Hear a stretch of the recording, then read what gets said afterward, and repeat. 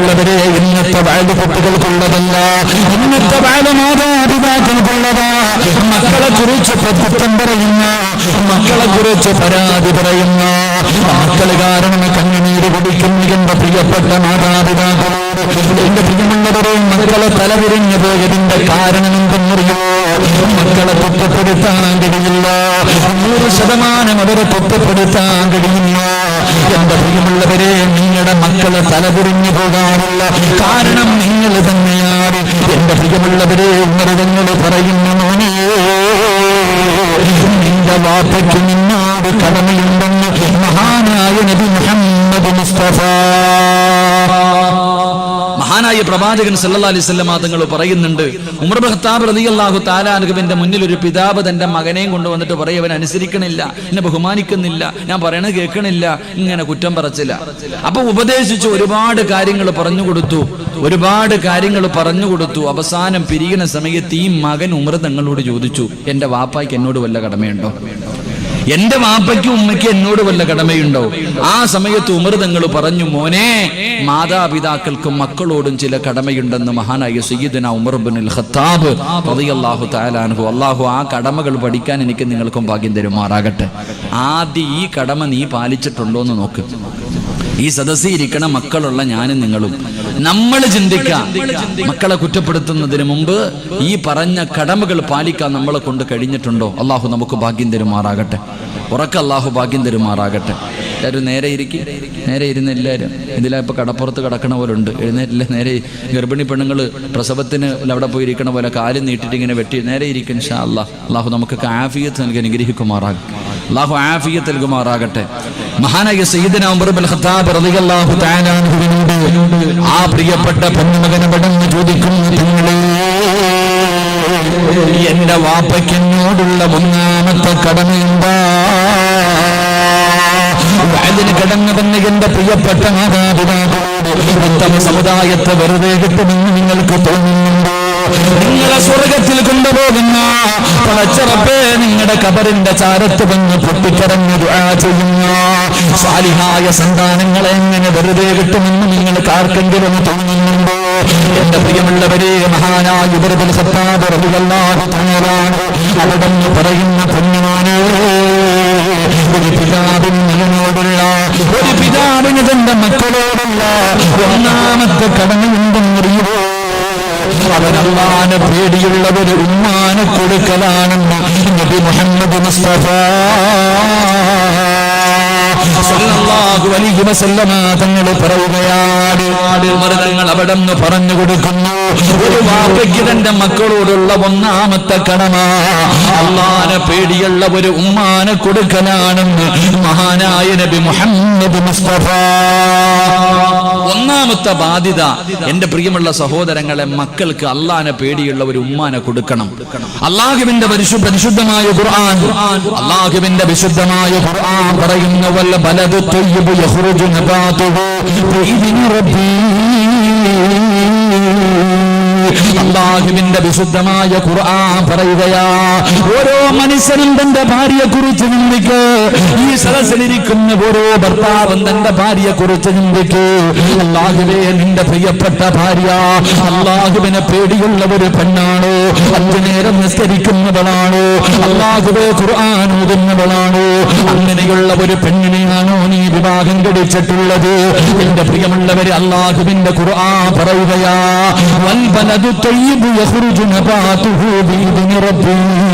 നല്ല ഒരു ഉമ്മയുടെ വയറ്റില് നല്ല മക്കള് ജനിക്കൂ എന്ന് അല്ലാഹുവിന്റെ വിശുദ്ധ ഖുർആൻ.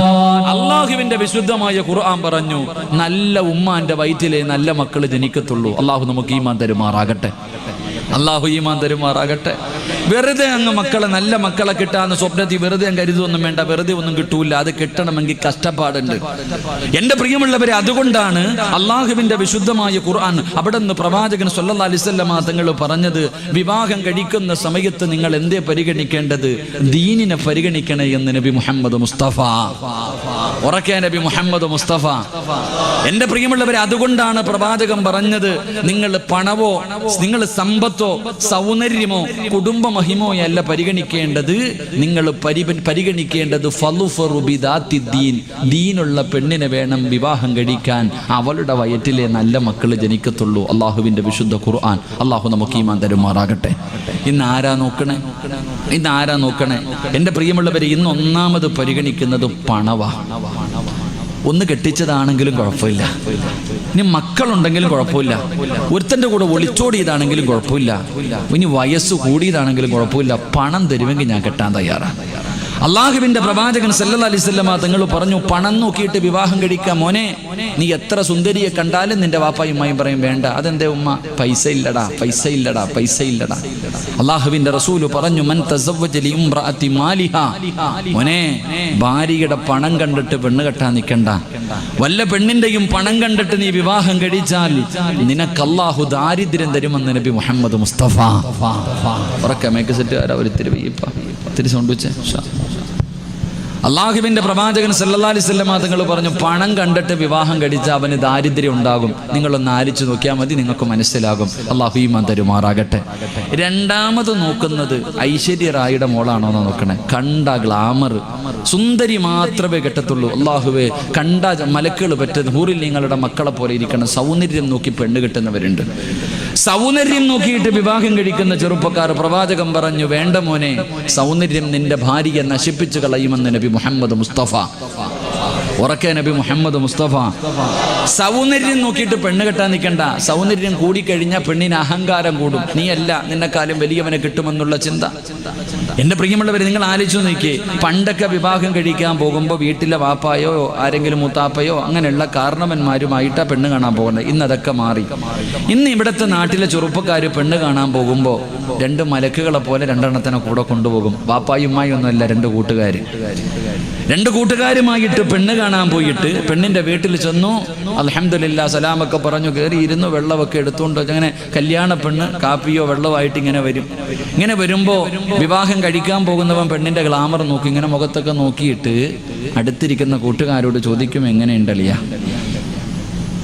അടുത്തിരിക്കുന്നവനോട് ചോദിക്കും, പെണ്ണ് കെട്ടുന്നത് ഇവനാ. ഇവൻ അടുത്ത് കൊണ്ടുപോയ മലക്കിനോട് ചോദിക്കും എങ്ങനെയുണ്ടെന്ന്. അവനൊരു 1.5 സ്കാനിങ് നടത്തിയിട്ട് പറയും, നല്ലൊരു ചരക്കാട കെട്ടിക്കോ. എൻ്റെ പ്രിയമുള്ളവരെ, ഇത് നടക്കുന്ന കാര്യമാണ്. എൻ്റെ പ്രിയമുള്ള സഹോദരങ്ങളെ, ഇന്ന് നടന്നുകൊണ്ടിരിക്കുന്ന കാര്യം. അവൻ ഇഷ്ടപ്പെട്ടോ എന്നല്ല, കൂടെ പോയവൻ പറയണം കൊള്ളാവെന്നെങ്കിൽ കിട്ടുന്ന കാലം. സൗന്ദര്യം നോക്കിയിട്ട് പെണ്ണ് കെട്ടരുത്. സൗന്ദര്യം കൂടിയ പെണ്ണിനെ വിവാഹം കഴിക്കരുത്. കാരണം സൗന്ദര്യം പെണ്ണിനെ നശിപ്പിച്ചു കളയും. അള്ളാഹു നമുക്ക് ഈമാൻ തരുമാറാകട്ടെ. മൂന്നാമതായിട്ട് ഇന്ന് പരിഗണിക്കുന്നത് കുടുംബ മഹിമ നോക്കും. ദീനില്ലാത്ത കുടുംബ മഹിമയുള്ള പെണ്ണിനെ കെട്ടിയിട്ട് കാര്യമൊന്നുമില്ല. കുടുംബ മഹിമ നോക്കിയിട്ടാണ് നീ വിവാഹം കഴിക്കുന്നതെങ്കിൽ ആ കുടുംബത്തിൽ നിനക്കൊരു വിലയും ഉണ്ടാകില്ല എന്ന് നബിയുനാ റസൂലുള്ളാഹി സ്വല്ലല്ലാഹു അലൈഹി വസല്ലമ തങ്ങൾ പറയുമ്പോൾ, ഒരു വാപ്പയ്ക്കും ഉമ്മയ്ക്കും തന്റെ മക്കളോടുള്ള ഒന്നാമത്തെ കടമ എന്തെന്നറിയുമോ? അവന് നല്ല ഒരു ഉമ്മാനെ കൊടുക്കല. അവനൊരു നല്ല ഉമ്മാനെ കൊടുക്കല. കാരണം ഉമ്മ നന്നായ, അല്ലാഹുവേ, ഉമ്മ നന്നായ, അല്ലാഹുവിനെ പേടിയുള്ള ഉമ്മമാര് വളർത്തിയ ഒറ്റ മക്കളും ഇന്നുവരെ തലതിരിഞ്ഞു പോയിട്ടില്ല. അല്ലാഹുവിനെ പേടിയുള്ള 5 നേരം നിസ്കരിക്കുന്ന, അല്ലാഹുവേ സ്വലാത്തുൽ ഖുർആൻ ഓതുന്ന പറയുന്ന ഒരുമ്മ വളർത്തിയ മക്കളും ഇന്നുവരെ തലതിരിഞ്ഞു പോയിട്ടില്ല. എത്രയോ ചരിത്രമെടുത്തു നോക്കൂ, പ്രവാചകന്മാരുടെ ചരിത്രമെടുത്തു നോക്കൂ. അല്ലാഹുവേ പടച്ചവനെ, ഉമ്മമാര് വളർത്തിയ മക്കളുടെ ചരിത്രം, ഉമ്മമാര് വളർത്തിയ മക്കളുടെ ചരിത്രം എടുത്തു നോക്കൂ. അല്ലാഹുവേ, ഒരുപാട് പ്രവാചകന്മാര് മൂസാ നബി അലൈഹിസ്സലാം മുതൽ തുടങ്ങി മഹാനായ നബി മുഹമ്മദ് മുസ്തഫ സല്ലല്ലാഹു അലൈഹി വസല്ലമ തങ്ങൾ വരെയുള്ള പ്രവാചകന്മാര്, സഹാബത്ത്, താബീഈങ്ങള്, അല്ലാഹുവേ, ഇമാമുമാര്, ഔലിയാക്കന്മാര്, പണ്ഡിതന്മാര്, എന്തിനീ നാട്ടിൽ നിങ്ങൾ പലരും ബഹുമാനിക്കുന്ന പലരെയും എടുത്തു നോക്കൂ. എന്റെ പ്രിയമുള്ളവരെ, അല്ലാഹുവിനെ പേടിയുള്ള ഉമ്മമാര് വളർത്തിയ ഒരു മക്കളും ഇന്ന് പല തലതിരിഞ്ഞു പോയിട്ടില്ല. അതുകൊണ്ട് എന്റെ പ്രിയമുള്ളവരോട് പറയുകയാ, ഇന്ന് നമ്മുടെ ഭാര്യമാരെ കുറിച്ച് നമ്മളൊന്ന് ചിന്തിക്കാറുണ്ടോ? നമ്മുടെ ഭാര്യമാര് പടച്ചവനെ ഇനിയെങ്കിലും അവരെ ഒന്ന് നന്നാക്കാൻ പരിശ്രമിക്കാത്തതിന്റെ കാരണം എന്താ? ഇനിയെങ്കിലും നമ്മളൊന്ന് നന്നാക്കാൻ. എന്റെ പ്രിയമുള്ളവര്, നല്ല ഉമ്മയ്ക്ക് പറഞ്ഞ ഒരു മകന് ഞാൻ പറഞ്ഞു തരാ. നല്ല ഉമ്മാന്റെ വയറ്റിൽ ജനിച്ച ഒരു മകനെ കുറിച്ച് ചരിത്രത്തിൽ കാണാം. അല്ലാഹുവേ, സാബിത്ത് ഇബ്നു ഇബ്രാഹിം എന്ന് പറയുന്ന ഒരു ചെറുപ്പക്കാരനുണ്ടായിരുന്നു. അല്ലാഹുവിനെ ഭയന്നുകൊണ്ട് ജീവിക്കുന്ന ചെറുപ്പക്കാരനാ. അല്ലാഹുവേ, കഴിക്കാൻ ഭക്ഷണമില്ല, വിശപ്പ് സഹിക്കാൻ കഴിയാതെ വീട് വിട്ടിറങ്ങുകയാണ്. സാബിത്ത് ഇബ്നു ഇബ്രാഹിം എന്ന് പറയുന്ന ചെറുപ്പക്കാരൻ ഭക്ഷണം പറഞ്ഞു നടക്കുകയാ. അവസാനം ഹലാലായ ഭക്ഷണമൊന്നും കിട്ടിയില്ല. നടക്കാൻ കഴിയാതെ ഒഴുകുന്ന ഒരു പുഴയുടെ ചാരത്തിങ്ങനെ തളർന്നു വീഴുകയാ. സാബിത്ത് ഇബ്നു ഇബ്രാഹിം എന്ന് പറയുന്ന ചെറുപ്പക്കാരൻ ഒരു പുഴയുടെ ചാരത്തിങ്ങനെ തളർന്നു കിടക്കുമ്പോ വെള്ളത്തിലൂടെ ഒരു ആപ്പിൾ ഇങ്ങനെ ഒഴുകി വരികയാണ്. സാബിത്ത് ഇബ്നു ഇബ്രാഹിം അത് കാണുകയാണ്. പടച്ചുറപ്പേ, വിശപ്പിന്റെ കാഠിന്യത്താൽ വെള്ളത്തിലൂടെ ഒഴുകി വരുന്ന ആപ്പിളുണ്ടല്ലോ, അതെടുത്തിട്ടങ്ങ് കഴിക്കുകയാണ്. അല്ലാഹുവേ, പകുതി തന്റെ ആമാശയത്തിലേക്ക് കടന്നു ചെന്നു. അപ്പോഴാണ് അല്ലാഹുവേ ചിന്തിക്കുന്നത്, റബ്ബേ, ഇതാരുടേതാണെന്ന് എനിക്കറിയില്ലല്ലോ, അനുവാദം ചോദിച്ചില്ലല്ലോ, ഹറാമ് തിന്നുപോയല്ലോ അല്ലാ. ചെറുപ്പക്കാരിരുന്ന് കരയുകയാ. ഹറാമ് കഴിച്ചു പോയതിന്റെ പേരില് അവിടെ ഇരുന്നു കൊണ്ട് കരയുകയാണ്. എന്ത് ചെയ്യണമെന്നറിയില്ല. പകുതി ആപ്പിൾ ഇങ്ങനെ കയ്യിൽ പിടിച്ചിട്ട് ആ യുവത്വത്തിന്റെ നടുവിലൂടെ നടന്നുപോയ സൗന്ദര്യവാനായ ചെറുപ്പക്കാരൻ ഇരുന്ന് ഭ്രാന്തനെ പോലെ കരയുകയാ. അല്ലാഹുവേ, ഞാൻ നരകത്തിന്റെ അവകാശിയായി പോയല്ലോ റബ്ബേ. എന്റെ ദുനിയാവും ആഖിറത്തും നഷ്ടപ്പെട്ടു പോയല്ലോ. അല്ലാഹുവേ, ചാടിയെഴുന്നേറ്റ് പുഴയ്ക്കെതിരായി ഓടുകയാണ്. എവിടെ നിന്നാണ് വീണത്? ഈ ആപ്പിൾ ഏത് തോട്ടത്തിൽ നിന്നാണ് വീണത്? കിലോമീറ്ററുകളോളം ഓടി നടന്നിട്ട് അവസാനം കണ്ടുപിടിക്കുകയാ. തോട്ടത്തിന്റെ അകത്തേക്ക് കടന്നു കൊല്ലുന്ന ഒരു മനുഷ്യനെ കാണുകയാണ്. സാബിത്ത് ഇബ്നു ഇബ്രാഹിം എന്ന് പറയുന്ന ചെറുപ്പക്കാരൻ ഓടിച്ചെന്ന് കരഞ്ഞുകൊണ്ട് പറയുന്നു, അറിയാതെ പിന്നെ പോയതാ, എനിക്കൊന്ന് പൊരുത്തപ്പെട്ടു തരുവോ? ആ മനുഷ്യൻ പറയുന്നു, സാബിത്തേ, ഞാനിവിടത്തെ തൊഴിലാളിയാ, എനിക്ക് പൊരുത്തം തരാൻ അവകാശമില്ല. അവിടുന്ന് ചോദിച്ചു, നിങ്ങളുടെ മുതലാളിയുടെ വീട് എവിടെയാണ്? 3 ദിവസം രാവും പകലും സഞ്ചരിച്ചാല് എന്റെ യജമാനന്റെ വീട്ടിലെത്തൂ എന്ന് പറയുമ്പോ സാബിത്ത് ഇബ്നു ഇബ്രാഹിം എന്ന് പറയുന്ന ചെറുപ്പക്കാരൻ പറയുകയാ, ഇതിന്റെ പൊരുത്തം ചോദിക്കാൻ 300 കൊല്ലം നടക്കേണ്ടി വന്നാലും ഞാൻ നടക്കാൻ തയ്യാറാ. അവസാനം പറഞ്ഞ അടയാളം വെച്ച് കരഞ്ഞുകൊണ്ട് നടക്കുകയാണ്. ദിവസങ്ങളോട് സഞ്ചരിച്ചു. അവസാനം ആ തോട്ടത്തിന്റെ മുതലാളിയുടെ വീടിന്റെ മുന്നിലെത്തി. ഓടിച്ചെന്ന് കരഞ്ഞുകൊണ്ട് പറയുന്നു, എനിക്ക് പൊരുത്തം തരണേ. വിശന്ന് തളർന്നു കിടന്നപ്പോ അറിയാതെ തിന്നുപോയതാ. അതാ ആപ്പിളിന്റെ പകുതി കയ്യിൽ പിടിച്ചുകൊണ്ട് കരയുകയാണ്. ആ മനുഷ്യൻ ചിന്തിച്ചു, അല്ലാ, ഇത് സാധാരണ ഒരു ചെറുപ്പക്കാരനല്ല. ഇവിടെ വരെ പൊരുത്തം ചോദിക്കാൻ വരണമെങ്കില് ഇവന് സാധാരണ ഒരു ചെറുപ്പക്കാരനല്ല. ആ മനുഷ്യൻ പറഞ്ഞു, സാബിത്തേ, ഞാൻ പൊരുത്തപ്പെട്ട് തരണമെങ്കിൽ ഒരു കണ്ടീഷനുണ്ട്. ഞാൻ പൊരുത്തപ്പെട്ട് തരണമെങ്കിൽ ഒരു കണ്ടീഷനുണ്ട്. എന്റെ പൊന്നുമോളെ നീ വിവാഹം കഴിക്കണം, എന്റെ മകളെ നീ വിവാഹം കഴിക്കണം. അവൾക്ക് കണ്ണിന് കാഴ്ചയില്ല, അവൾക്ക് ചെവി കേൾക്കൂല, അവൾക്ക് നടക്കാൻ കാലിന് സ്വാധീനമില്ല. ഇങ്ങനെയുള്ള എന്റെ മകളെ വിവാഹം കഴിച്ചാലേ നിനക്ക് പൊരുത്തപ്പെട്ടു തരൂ. സാബിത്ത് ഇബ്നു ഇബ്രാഹിം എന്ന് പറയുന്ന ചെറുപ്പക്കാരൻ പറഞ്ഞു, എനിക്ക് പെണ്ണിനെ പോലെ കാണണ്ട,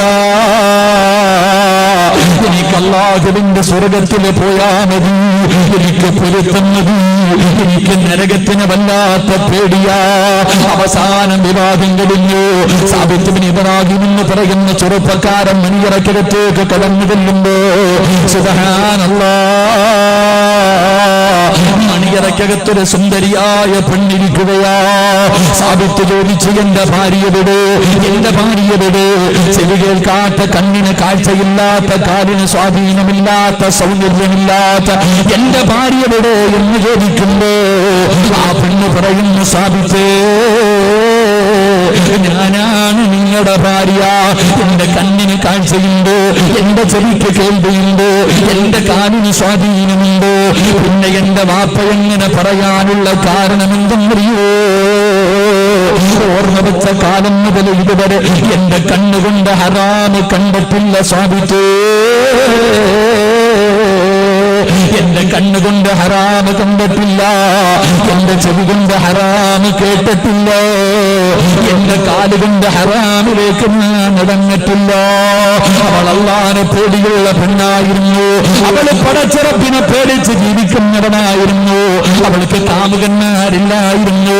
കറങ്ങാൻ പോകുന്നവളായിരുന്നില്ലോ, സെക്സ് പറയുന്നവളായിരുന്നില്ലോ, കാമുകനോട് പാതിരാത്രി വാഴ പറയുന്നവളായിരുന്നില്ലോ, അവള് സിനിമ കാണുന്നവളായിരുന്നില്ലോ, അവള് വൃത്തികേടുകൾ കാണുന്നവളായിരുന്നില്ലോ. അവൾ അല്ലാഹുവിനെ പേടിച്ചുകൊണ്ട് ജീവിക്കുന്നവര് പെണ്ണായിരുന്നു. അല്ലാഹുവേ, രണ്ടുപേരും കുടുംബജീവിതം തുടങ്ങുകയാണ്. രണ്ടുപേരും കൂടെ പടച്ചിറപ്പിനെ പേടിയുള്ള ഭാര്യയും ഭർത്താവും അവര് രണ്ടുപേരും കൂടെ കുടുംബജീവിതം നയിച്ചപ്പോ അവർക്ക് അല്ലാഹു ഒരു മകനെ കൊടുത്തു. ആ നല്ല ഉമ്മയുടെ വയറ്റിലൊരു മകൻ ജനിച്ചു. ആ മകന്റെ പേരെന്തെന്നറിയോ? ആ മകൻ ആരെന്നറിയോ? മഹാനായ ഇമാമുന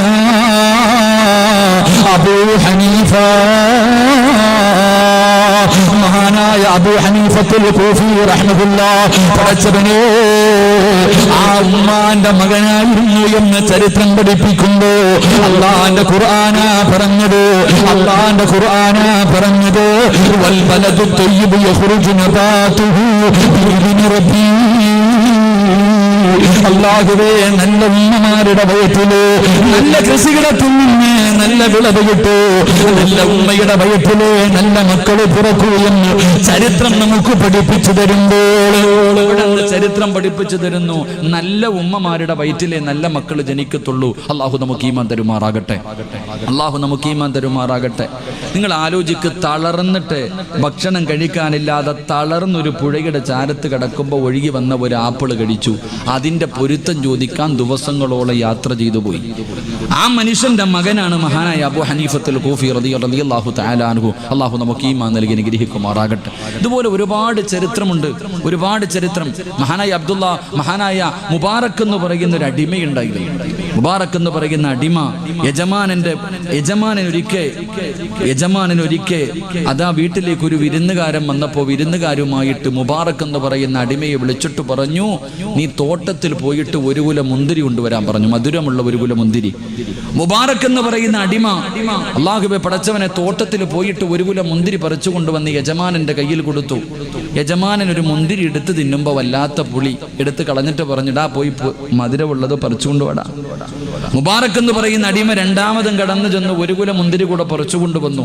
യജമാനന്റെ കയ്യിൽ കൊടുത്തു. യജമാനൻ അതിൽ ഒരെണ്ണം കഴിച്ചിട്ട് പറഞ്ഞു, വല്ലാത്ത പുളി, ദേഷ്യം വന്നു, നിന്നോട് ഞാൻ മധുരമുള്ളത് കൊണ്ടുവരാനാ പറഞ്ഞേ, പോയിട്ട് വാടാ.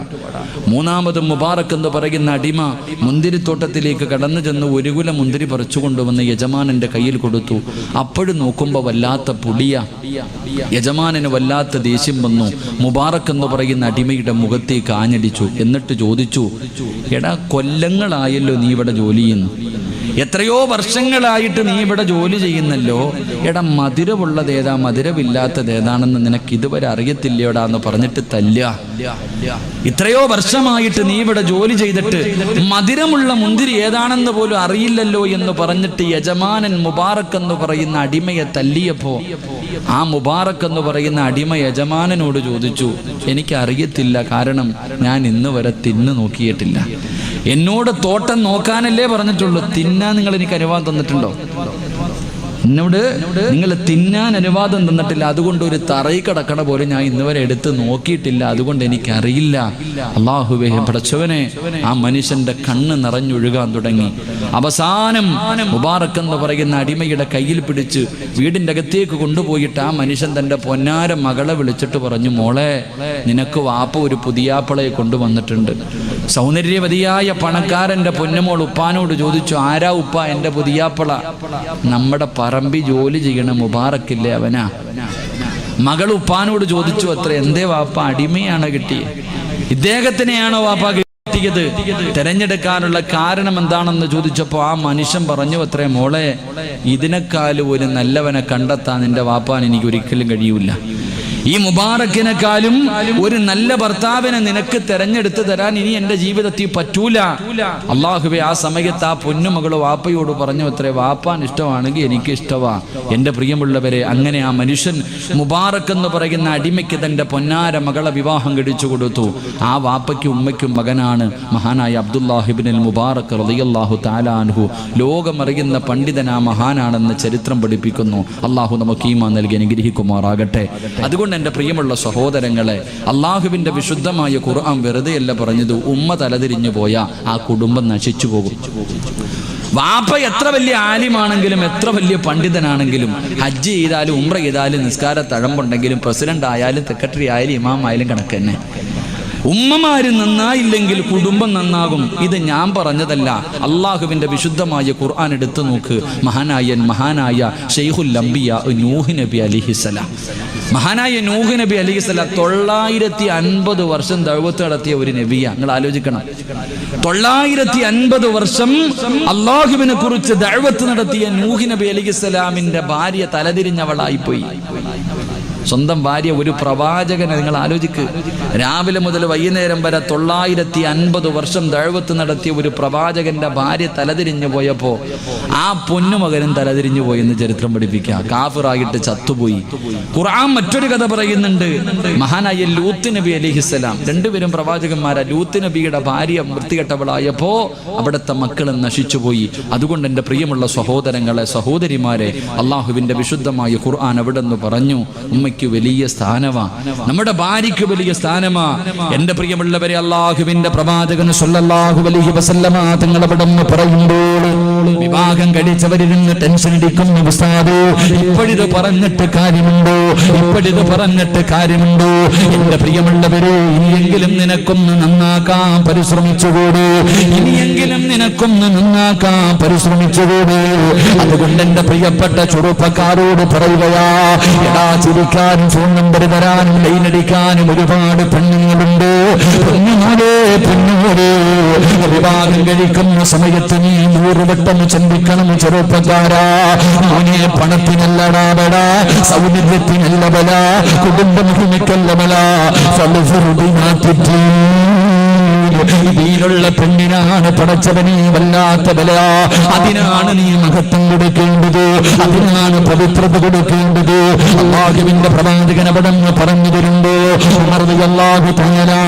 ആ പെണ്ണുമകനോട് പറഞ്ഞു കൊടുത്തു, മോനെ, നിന്റെ വാപ്പയ്ക്ക് നിന്നോടുള്ള ഒന്നാമത്തെ കടമ നിനക്ക് നല്ല ഉമ്മാനെ തരലാ, നിനക്കൊരു നല്ല ഉമ്മയെ തരലാ. ആ പൊന്നുമകൻ പറഞ്ഞു, തങ്ങളെ, എന്റെ ഉമ്മയാരെന്നറിയോ? മുസ്ലിമല്ല തങ്ങളെ, ഒരു അടിമ പെണ്ണാണ് തങ്ങളെ. കുറ്റം പറയാൻ കഴിയുമോ? മക്കളെ തലതിരിഞ്ഞു പോയതിന് പടച്ചവനെ മക്കളെ കുറ്റപ്പെടുത്തുന്ന മാതാപിതാക്കളോട് ആദ്യം നീ ചെയ്തതിനെ കുറിച്ചെന്തേ ചിന്തിക്കാത്തത്? നീ ചെയ്തതിനെ കുറിച്ചെന്തേ ആലോചിക്കാത്തത്? അല്ലാഹുവേ, അവിടെ നിന്ന് പറയുകയാ, എന്റെ ഉമ്മ ഒരു മുസ്ലിം പോലുമല്ല, മറ്റൊരു മതത്തിൽപ്പെട്ട ഒരു അടിമ പെണ്ണാണ് എന്റെ ഉമ്മ എന്ന് ആ പൊന്നുമകൻ പറഞ്ഞു കൊടുത്തു എന്ന് ചരിത്രം പഠിപ്പിക്കുന്നു. അള്ളാഹു നമുക്ക് ഈമാൻ നൽകി അനുഗ്രഹിക്കുമാറാകട്ടെ. അള്ളാഹു നമ്മുടെ ഭാര്യമാരെയൊക്കെ അള്ളാഹു സാലിഹത്തുകളാക്കി തരുമാറാകട്ടെ. അള്ളാഹു സാലിഹത്തായ ഭാര്യമാരാക്കി നമ്മുടെ ഭാര്യമാർ അള്ളാഹു മാറ്റുമാറാകട്ടെ. എൻ്റെ പ്രിയമുള്ള സഹോദരങ്ങളെ, മാറ്റിയെടുക്കണം നമ്മുടെ ഭാര്യമാരെ നമ്മൾ മാറ്റിയെടുക്കണം. 2, ആ പൊന്നുമകൻ ഉമർ ഇബ്നുൽ ഖത്താബ് തങ്ങളോട് ചോദിച്ചു, തങ്ങളെ രണ്ടാമത്തെ കടമ എന്താ?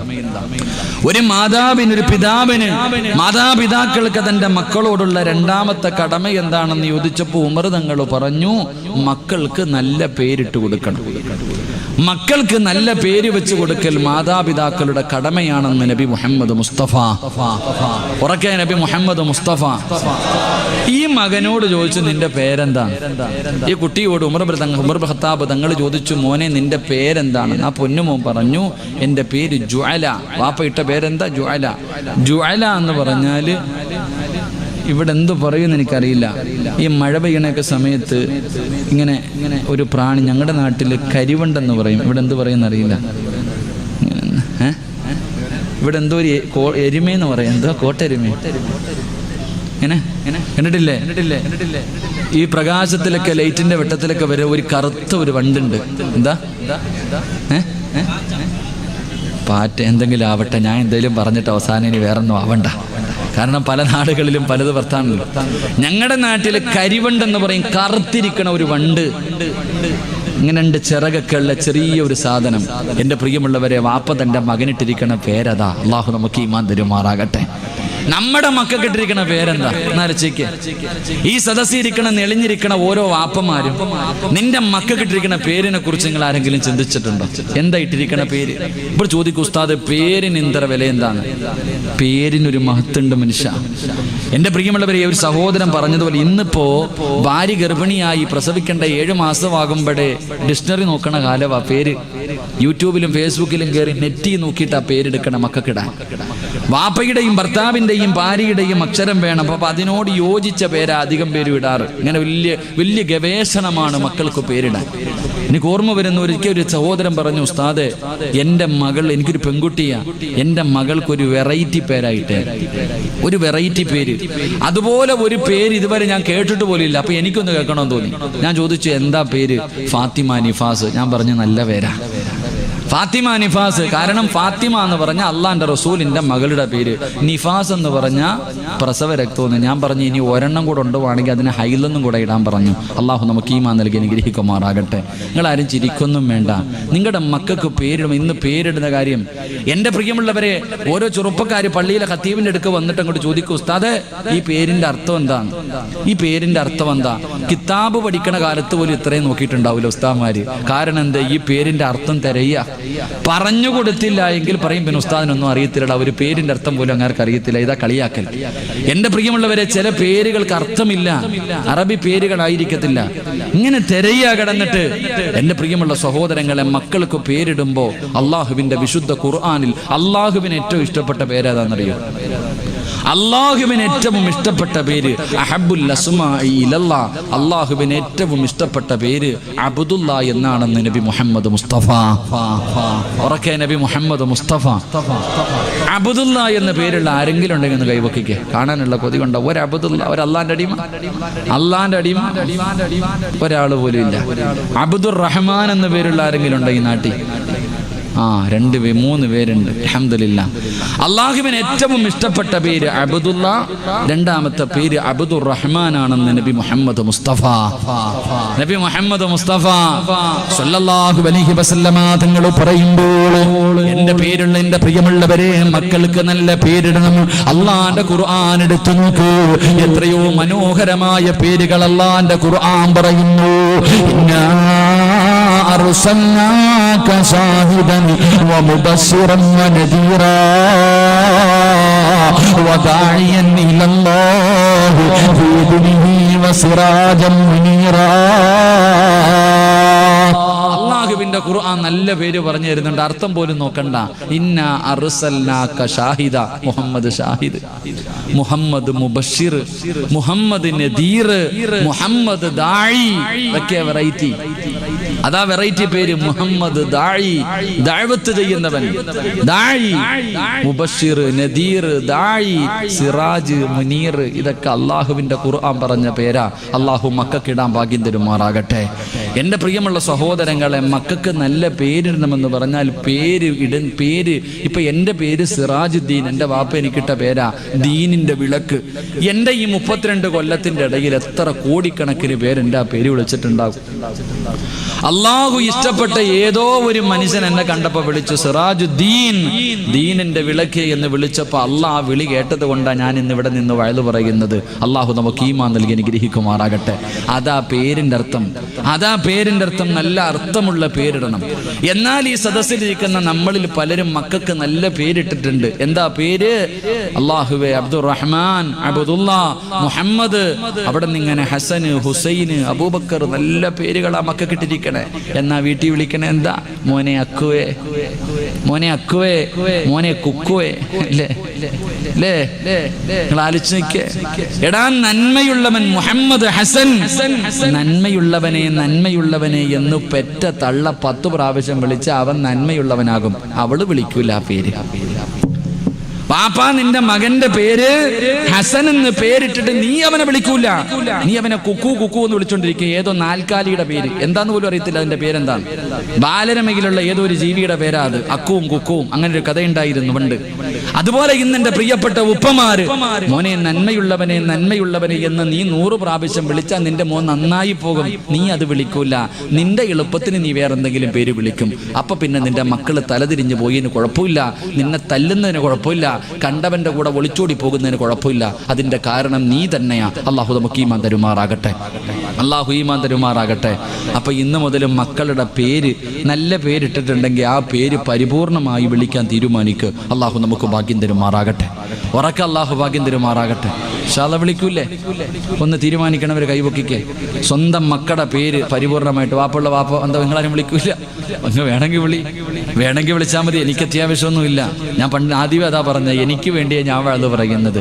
എൻ്റെ മകൻ്റെ പേര് മുഹമ്മദ് സിനാനും മുഹമ്മദ് നഈമും, എൻ്റെ നല്ല പേരാ, ഞാൻ അതേ വിളിക്കത്തുള്ളൂ. മോനെ എന്ന് വിളിക്കും, അത് കുഴപ്പമില്ല, സ്നേഹമുള്ള വിളിയാ. അള്ളാഹു നമുക്ക് ഭാഗ്യം നൽകുമാറാകട്ടെ. അതുകൊണ്ട് മക്കൾക്ക് നല്ല പേരിടണം. എൻ്റെ പ്രിയമുള്ള സഹോദരങ്ങളെ, വെറുതെ അങ്ങ് മക്കളെ കിട്ടൂല, നല്ല മക്കളെ എങ്ങനെ വെറുതെ കിട്ടൂല. എൻ്റെ പ്രിയമുള്ളവരെ, അല്ലാഹുവിന്റെ പ്രവാചകൻ സല്ലല്ലാഹു അലൈഹി വസല്ലമ തങ്ങൾ പറയുകയാ, നല്ല മക്കളെ കിട്ടണമെങ്കിൽ വെറുതെ ഒന്നും ലഭിക്കൂല. എന്റെ പ്രിയമുള്ളവരെ, അതുകൊണ്ടാണ് ഒരു കുഞ്ഞു ജനിച്ചു കഴിഞ്ഞാൽ അവന്റെ വലത്തെ ചെവിയിൽ ബാങ്ക് കൊടുക്കണം, ഇടത്തെ ചെവിയിൽ കാമത്ത് കൊടുക്കണം. അല്ലാഹുവേ, പിന്നീട് അവന്റെ ചെവിയിൽ സൂറത്തുൽ ഇഖ്ലാസ് ഓതി കൊടുക്കണം. അത് കഴിഞ്ഞാൽ സൂറത്തുൽ ആൽ ഇംറാനിലെ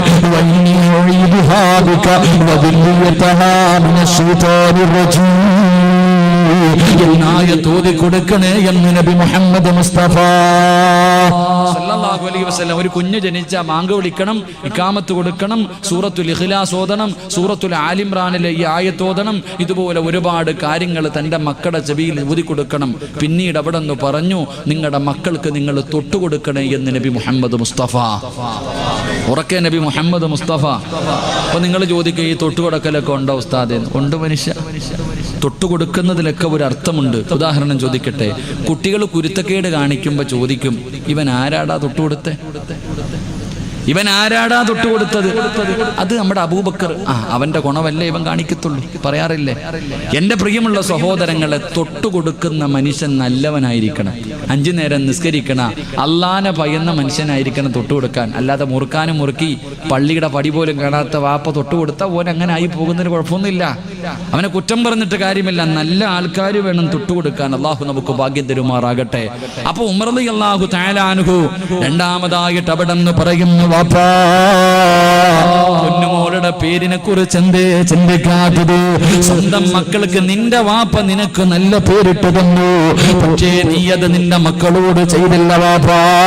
എന്റെ പ്രിയപ്പെട്ട പെങ്ങളെ, പ്രസവിക്കുന്ന മക്കള് സ്വാലിഹീങ്ങളാകണമെങ്കിൽ രണ്ടാമത്തെ കാര്യം അവർക്ക് നല്ല പേരിടാൻ മറന്നു പോകരുത്.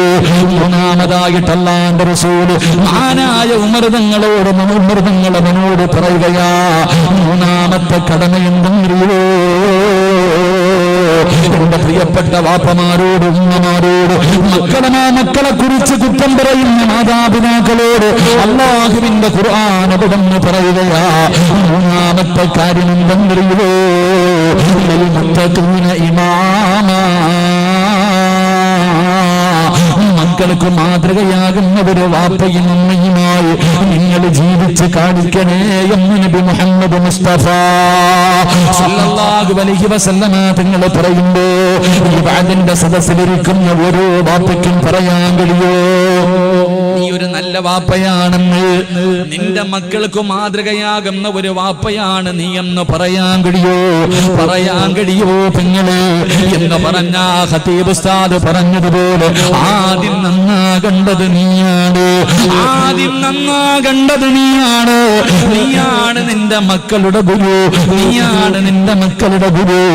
ആദ്യം നീ നന്നാകണം.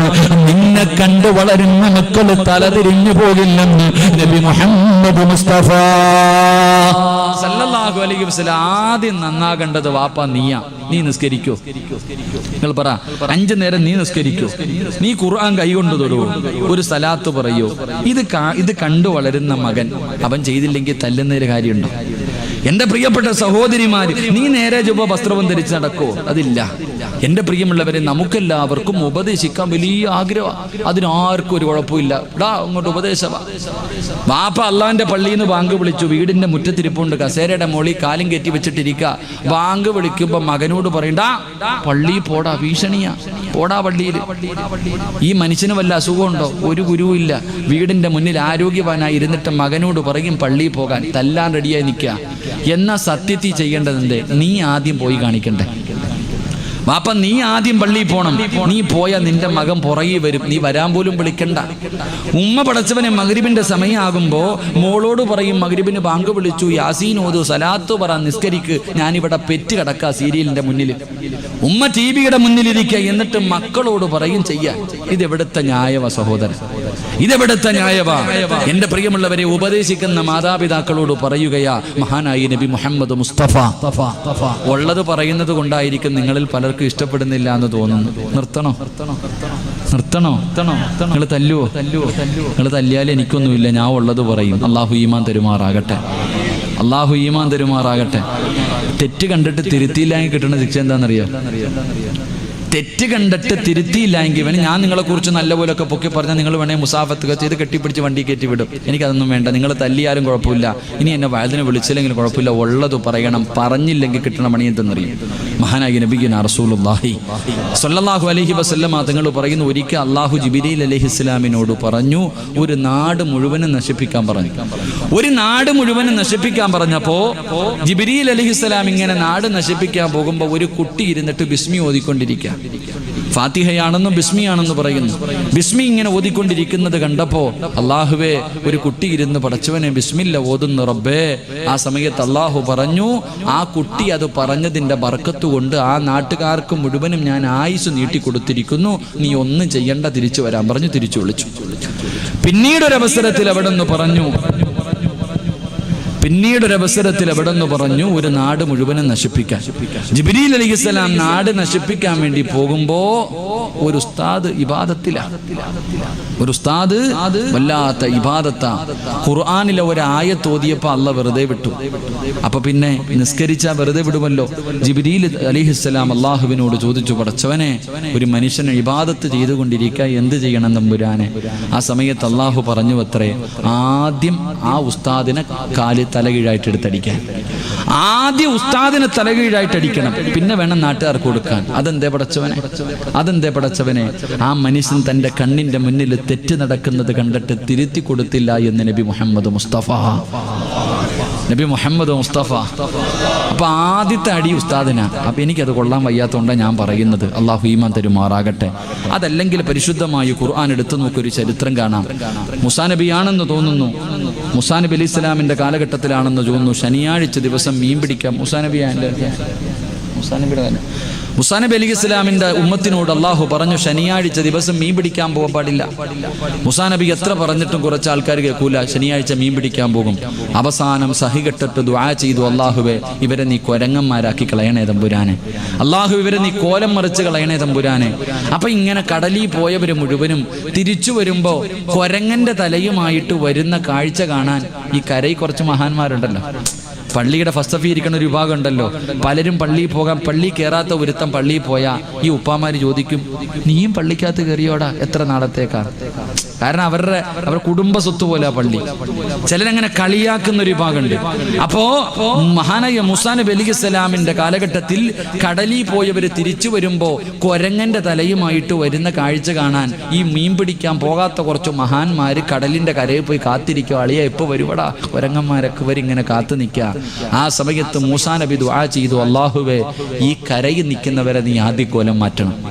അല്ലാഹുവേ, ഈ കരയിൽ നിൽക്കുന്നവരെ നീ ആദ്യം കോലം മാറ്റണം. കാരണം അവര് പോയപ്പോ അവരെ തടഞ്ഞില്ല. തെറ്റ് കണ്ടിട്ട് തിരുത്തി കൊടുക്കാത്തവരാ. ആദ്യം അവർക്കാണ് ശിക്ഷ കിട്ടിയത്. അള്ളാഹു കാത്തുരക്ഷിക്കുമാറാകട്ടെ. അതുകൊണ്ട് എന്റെ പ്രിയമുള്ളവരോട് പറയുകയാ, അള്ളാഹുവിന്റെ പ്രവാചകൻ സല്ലല്ലാഹു അലൈഹി വസല്ലമ തങ്ങളുടെ മുന്നിൽ ഓരോ വാപ്പയും ഉമ്മയും കേട്ടോ, മക്കളെ ഉപദേശിക്കുന്ന ഓരോ മാതാപിതാക്കളും മാതാപിതാക്കളും കേട്ടോ. അങ്ങനെ ഉപദേശിക്കേണ്ടെന്ന് ഞാൻ പറഞ്ഞുതരാം. എങ്ങനെയാ ഉപദേശിക്കേണ്ടെന്ന് പറഞ്ഞുതരാം.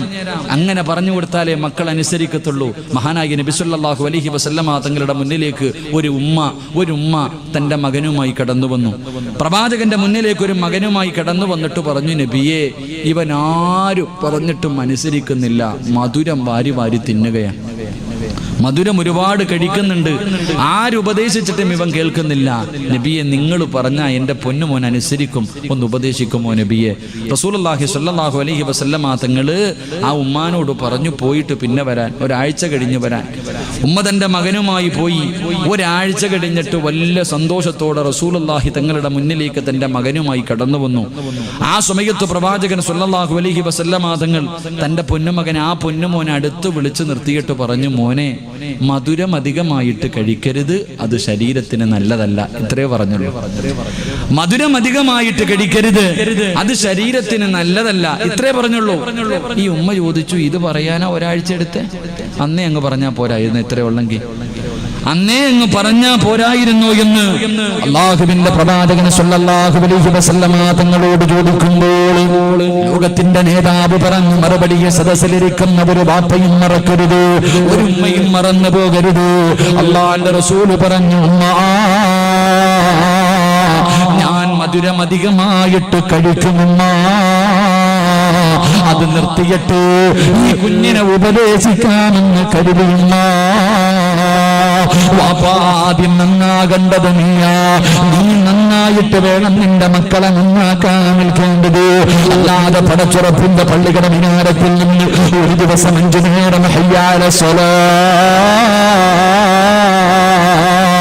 ഹയ്യാലൽ ഫലാ,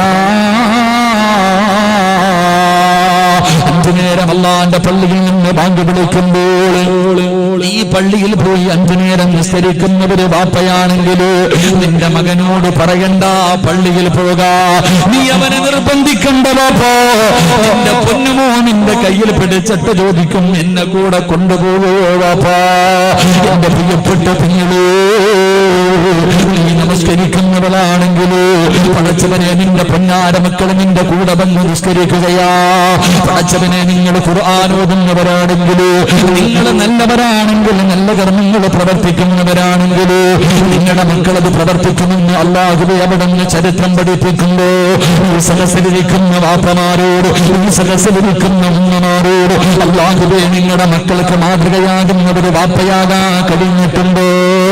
എന്റെ പ്രിയമുള്ളവരെ, അല്ലാഹുവേ പടച്ചവനെ, പ്രിയപ്പെട്ട ഭാര്യയും വൃത്തികേടുകൾ കാണിച്ചാൽ പലർക്കും തിരുത്തി കൊടുക്കാൻ പേടിയാണ്.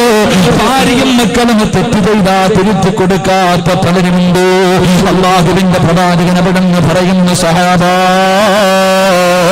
അല്ലാഹുവിന്റെ കോടതിയിലെ 3 വിഭാഗം ആൾക്കാർ അല്ലാഹുവിന്റെ റസൂൽ പറയുന്നു, പരലോകത്തിലെ ഏറ്റവും വൃത്തികെട്ടവരാരെന്നറിയുമോ? അല്ലാഹു കരുണ കാണിക്കാത്ത, പടച്ചവന് മുഖത്ത് പോലും നോക്കാത്ത 3 വിഭാഗമുണ്ട്. ആ 3 വിഭാഗത്തിൽ 1ാമത്തെ വിഭാഗം വാപ്പാണിപ്പാ. അല്ലാഹുവിന്റെ പ്രവാചകൻ പറയുന്നു, ചില വാപ്പമാരാണ്, ഏത് വാപ്പമാരെന്നറിയുമോ? ഭാര്യയും മക്കളും തെറ്റ് ചെയ്യുന്നത് കണ്ടിട്ട് അത് തിരുത്തി കൊടുക്കാത്ത വാപ്പയുണ്ടല്ലോ. വാപ്പാ, പടച്ചവനെ, ഈ പള്ളിയിൽ അസറിന് വന്ന ഇശാ കഴിഞ്ഞ് വീട്ടിലേക്ക് പോകൂ. അല്ലാഹുവേ, ഇശാ നമസ്കാരം കഴിഞ്ഞ് ഹദ്ദാനും കഴിഞ്ഞ് വീട്ടിലേക്ക് മടങ്ങി ചെല്ലുമ്പോ കാലിന്റെ മുകളിൽ കാലും കയറ്റി വെച്ച് നിന്റെ പ്രിയപ്പെട്ട ഭാര്യ സ്വന്തം മക്കളെ പിടിച്ച് അടുത്തിരുത്തിയിട്ട് വീടിന്റെ അകത്തിരുന്നു കൊണ്ട് ചന്ദനമഴയും പരസ്പരം കണ്ടുകൊണ്ടിരിക്കുകയാ. ഇത് നിനക്ക് പാപമാണെന്നറിയുമല്ലോ, ഇത് തെറ്റാണെന്ന് നിനക്കറിയുമല്ലോ. പടച്ചവനെ, അത് തിരുത്തി കൊടുക്കാത്ത വാപ്പയുണ്ടല്ലോ. നിന്നെ അല്ല വെറുതെ വിടത്തില്ലെന്ന് നബി മുഹമ്മദ് മുസ്തഫ.